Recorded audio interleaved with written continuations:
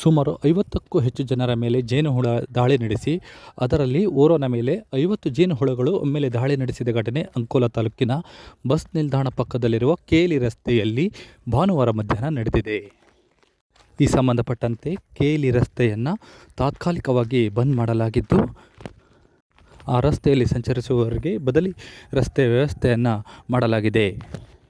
Cayley ರಸ್ತೆಯಲ್ಲಿರುವ ಮರೆಯೊಂದಕ್ಕೆ ಕಟ್ಟಿದ ಜೇನುಗೂಡಿನಲ್ಲಿ ಜೇನುನೊಣಗಳು ಒಮ್ಮಿಂದೊಮ್ಮೆಲೆ ಹಾರಿ ಬಂದು ರಸ್ತೆಯಲ್ಲಿ ಸಂಚರಿಸುವ ಮೇಲೆ ದಾಳಿ ನಡೆಸಿತ್ತು.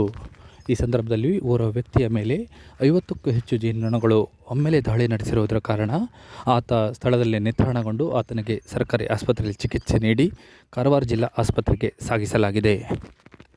ಜೇನು ದಾಳಿ ನಡೆಸಿದ ಸ್ಥಳಕ್ಕೆ ವಲಯ ಅರಣ್ಯಾಧಿಕಾರಿ ಪ್ರಮೋದ್ ನಾಯಕ್, ಉಪ ವಲಯ ಅರಣ್ಯಾಧಿಕಾರಿ RH ನಾಯಕ್, ಗಸ್ತು ಅರಣ್ಯ ಪಾಲಕ ಲಿಂಗಣ್ಣ, ಅರಣ್ಯ ವೀಕ್ಷಕರಾದ ಘೋಣೆ, ಸುಧಾಕರ್ ನಾಯ್ಕ್ ಸ್ಥಳದಲ್ಲಿ ಉಪಸ್ಥಿತರಿದ್ದು ಸಾರ್ವಜನಿಕ ಸಂಚಾರವನ್ನು ತಡೆದಿದ್ದಾರೆ. ಭಾನುವಾರ ರಾತ್ರಿಯ ವೇಳೆ ಇಲ್ಲಿರುವ ಜೇನುಗೂಡನ್ನು ತೆರವು ಕಾರ್ಯಾಚರಣೆ ಮಾಡಲಾಗುವುದೆಂದು ಅರಣ್ಯ ಇಲಾಖೆ ಅಧಿಕಾರಿಗಳು ತಿಳಿಸಿರುತ್ತಾರೆ.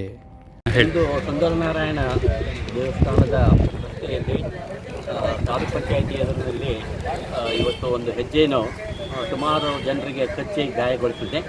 ಅಲ್ಲಿ ಬೆಳಗ್ಗೆ 9 ಗಂಟೆಯಿಂದ ಪ್ರಾರಂಭವಾದದ್ದು ಇಷ್ಟು ಸಂಜೆವರೆಗೂ ಕೂಡ ಜನರಿಗೆ ಅದು ತೊಂದರೆ ಕೊಡ್ತಾ ಇದೆ. ಬೆಳಗ್ಗೆ ಅರಣ್ಯ ಇಲಾಖೆಯವರು ಬಂದು ಸೂಕ್ತ ಕ್ರಮಕ್ಕೆ ರೋಡನ್ನು ಬಂದ್ ಮಾಡಿದ್ದಾರೆ. ಆದರೆ ಮುಖ್ಯವಾಗಿ ಆ ಗೂಡನ್ನು ಸ್ಥಳಾಂತರಿಸಬೇಕಾಗುತ್ತೆ ಅನ್ನೋದು ನಮ್ಮ ಸಾರ್ವಜನಿಕರ ಪರವಾಗಿ ನಾನು ಕೇಳ್ಕೊಳ್ತಾ ಇದ್ದೀನಿ.